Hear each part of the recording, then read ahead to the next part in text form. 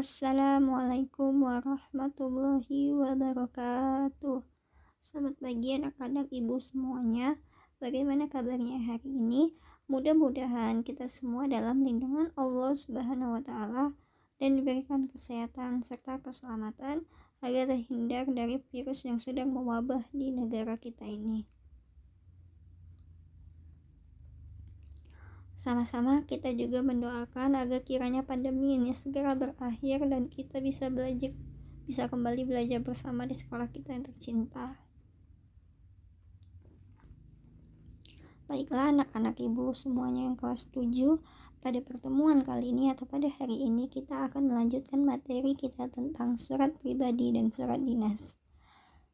Hari ini kita akan membahas bagian-bagian dari surat pribadi dan surat dinas.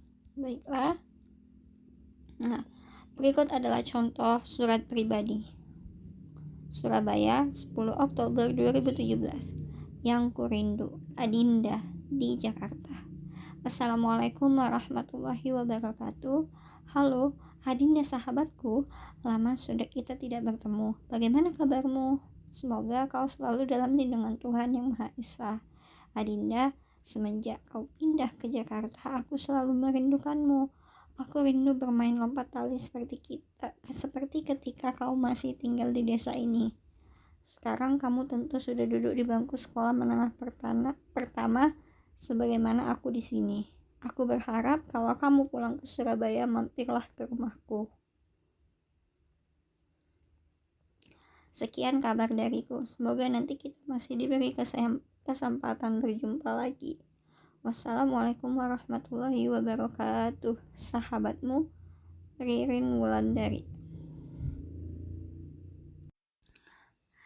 Nah, pada surat pribadi ini yaitu surat tentang kerinduan seorang sahabat kepada sahabatnya yang sudah pindah ke luar kota. Ia berharap bisa bertemu dengan sahabatnya lagi dan bermain-main seperti dahulu. Baiklah, dalam contoh surat pribadi ini ada yang ibu nomorin, yaitu pada bagian Surabaya, pada yang kurindu Adinda di Jakarta, kepada Assalamualaikum warahmatullahi wabarakatuh, yang nomor 4 ada halo, yang nomor 5 ada Adinda, dan yang nomor 6 adalah sekian kabar dariku, serta yang terakhir adalah wassalamualaikum warahmatullahi wabarakatuh, dan terakhir kali adalah sahabatmu Ririn Wulandari. Nah, yang ibu tandai dengan nomor tersebut adalah bagian-bagian dari sebuah surat pribadi. Untuk keterangannya, kita masuk ke slide berikutnya, yaitu pada nomor yang pertama, yang tadi ini Surabaya 10 Oktober 2017 itu merupakan tempat dan tanggal surat. Nah, tempat surat ini dibuat yaitu Surabaya 10 Oktober 2017. Yang kedua adalah alamat atau tujuan. Yang ketiga adalah salam pembuka. Yang keempat adalah paragraf pengantar. Yang kelima adalah paragraf isi. Dan yang keenam adalah paragraf penutup. Jadi yang 4, 5, 6 ini adalah merupakan isi dari surat. Selanjutnya yang ketujuh adalah salam penutup. Dan yang terakhir adalah tanda tangan si pengirim surat. Oke. Baiklah, kita masuk kepada bagian-bagian surat pribadi lebih jelasnya untuk menjelaskan yang ibu nomor-nomorin tadi. Yang pertama itu adalah tempat dan tanggal surat. Memuat informasi tentang tempat surat dikirim dan tanggal penulisan surat. Tempat surat bisa berupa nama desa atau kota. Contoh, Surabaya 10 Oktober 2017. Jadi, surat tadi itu adalah yang ditulis si Ririn Wulandari kepada yang ditujukan untuk Adinda, temannya yang sudah pindah keluar kota. Ia tulis di Surabaya pada tanggal 10 Oktober 2017. Nah, yang kedua adalah alamat surat, memuat informasi tentang nama dan alamat penerima surat.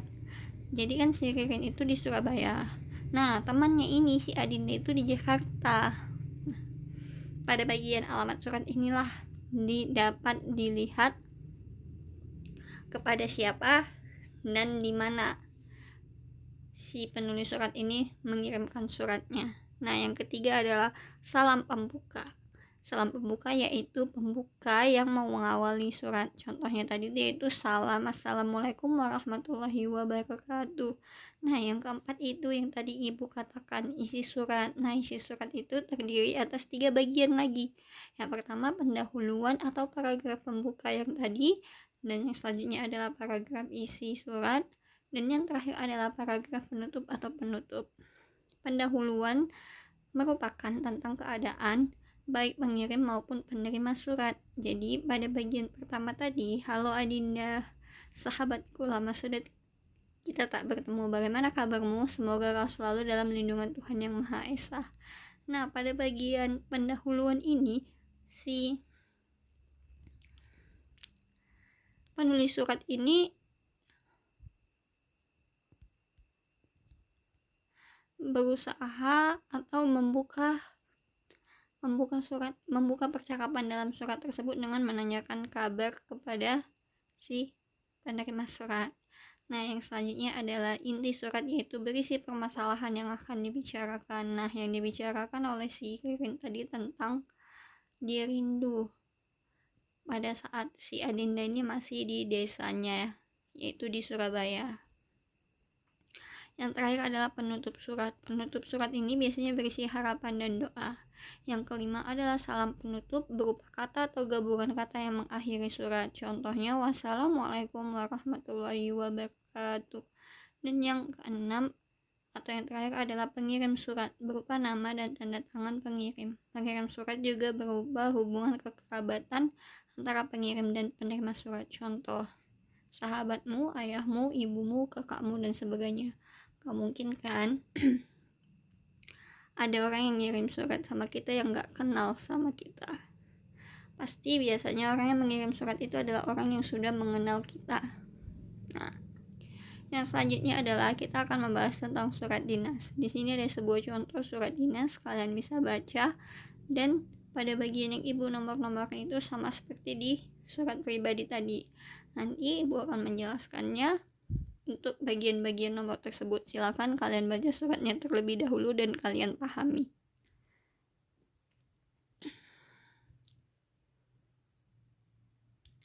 Ini untuk sambungan dari surat yang tadi, yang surat dinas ini.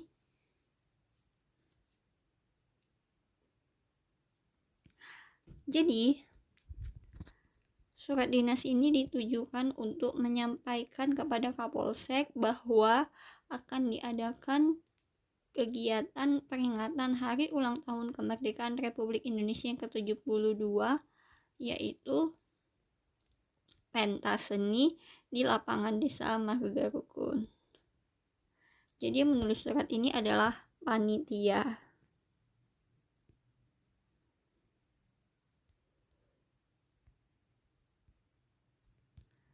Nah, kita masuk ke keterangannya. Yang pertama ada kepala surat atau kop surat.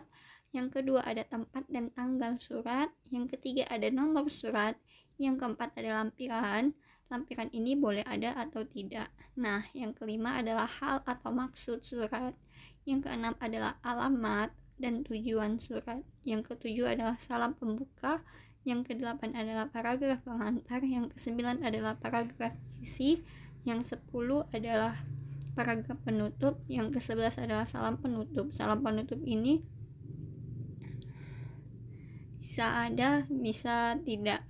Nah, yang kedua adalah tanda tangan pengirim, serta yang ke-13 adalah nama pengirim. Dan yang terakhir adalah tembusan. Nah, di sini ibu jelaskan lebih detail lagi tentang bagian-bagian dari surat dinas. Yang pertama tadi adalah kepala surat. Kepala surat disebut juga kop surat. Jadi kepala surat ini merupakan bagian surat yang menginformasikan tentang lembaga, instansi, kantor, atau perusahaan pengirim surat.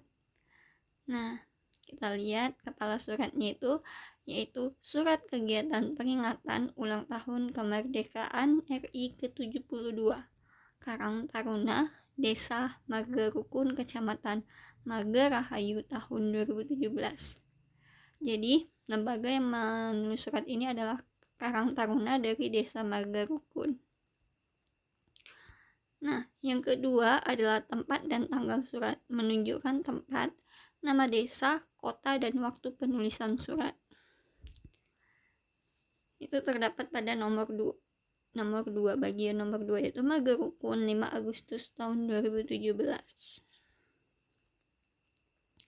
Yang ketiga adalah nomor surat berfungsi sebagai data administrasi dan menunjukkan urutan pengeluaran surat dari pengirim surat. Nah, itu pada bagian nomor 3. Ada 24 strip PAN HUTRI 72, strip KT, strip 8, strip 2017. Jadi ini merupakan bagian data administrasi dari si pengirim surat atau lembaga atau instansi ataupun perusahaan. Jadi dari nomor ini mereka bisa mencari dengan mudah nantinya, oh surat ini udah pernah dikasih ke sini gitu. Nah, yang keempat adalah perihal surat berkaitan dengan tema atau isi surat. Contoh perihalnya adalah untuk memberitahukan atau pemberitahuan. Yang kelima adalah lampiran surat. Lampiran surat ini berkaitan dengan berkas yang disertakan bersama surat tersebut. Contohnya satu berkas. Nah, pada bagian surat, contoh surat dinas ini, lampirannya ada dikatakan satu berkas. Nah, apa itu berkasnya yang dilampirkan? Bisa kalian lihat pada bagian yang ke-9. Sebagai bahan pertimbangan, kami lampirkan jadwal kegiatan. Nah, disitulah bisa dikatakan bahwa lampirannya itu ada satu berkas, yaitu berisi tentang jadwal kegiatan yang akan dilaksanakan pada saat perayaan HUT RI ke-72. Nah, yang keenam adalah salam pembuka, berupa kata atau ungkapan yang berfungsi membuka surat. Pada surat dinas, salam pembuka yang lazim digunakan, yang lazim itu atau yang sering digunakan adalah dengan hormat atau salam hormat. Yang ketujuh adalah isi surat. Isi surat ini terbagi menjadi 3 bagian, yaitu pembuka, inti, dan penutup. Pembuka berisi tentang latar belakang penulisan surat. Inti surat berisi permasalahan dalam surat atau apa yang ingin disampaikan. Dan yang terakhir adalah penutup surat, bagian akhir dalam surat yang berisi simpulan, saran, harapan, ucapan terima kasih, dan lain-lain. Nah, yang ke-8 adalah salam penutup, berupa ungkapan untuk mengakhiri surat. Salam penutup yang lazim digunakan dalam surat dinas adalah hormat kami.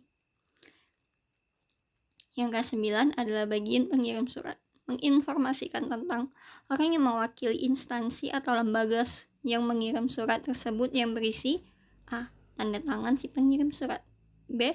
Nama lengkap pengirim surat, boleh disertai gelar atau tidak, C. Jabatan si pengirim surat dalam instansi tersebut, D. Nomor kepegawaian atau NIP jika ada, E. Stempel instansi. Ini untuk contoh dari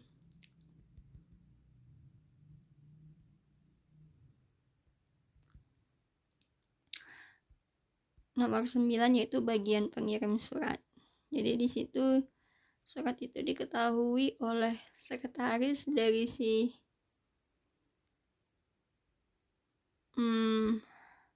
Karang Taruna Desa Magerukun itu, yaitu adalah Neneng Nurlita. Selanjutnya yang mengetahui itu adalah ketua panitianya, si Joko Wijanarko. Baik.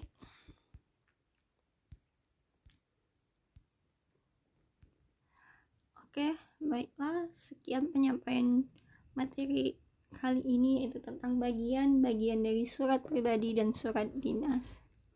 Jadi kalau surat pribadi atau surat dinas itu sangatlah berbeda. Kalian bisa lihat dari bagian-bagiannya. Kalau surat pribadi itu hanya mencakup sedikit bagian, yaitu hanya pada bagian yang penting-penting, yaitu kapan ditulis suratnya, siapa penulis suratnya, dengan siapa ingin ditujukan, dan bagaimana isinya, serta apa yang ingin disampaikan si penulis surat itu kepada si penerimanya nanti, itu sesuai dengan yang ingin ia sampaikan. Jadi bahasanya itu tidak terlalu formal, masih menggunakan bahasa yang seperti biasa kalau kita lagi ngobrol. Nah, kalau pada bagian surat dinas, karena surat dinas ini adalah ditujukan kepada instansi atau perusahaan yang mungkin memiliki jabatan, artinya bahasa yang kita gunakan itu haruslah formal dan harus lengkap. Bisa jadi diperlukan ada hal-hal yang harus dituliskan dalam surat dinas tersebut. Contohnya tadi itu adalah nomor itu sebagai bukti bahwa surat itu sudah disampaikan kepada si penerima. Kalaupun hilang nanti bisa diminta kepada si pengirim karena ada bukti suratnya. Oke. Baiklah, terima kasih. Nah, tugas kalian adalah mencatat materi yang ada pada video tersebut. Setelah itu kalian foto dan kirim kepada ibu. Terima kasih atas perhatiannya. Wassalamualaikum warahmatullahi wabarakatuh.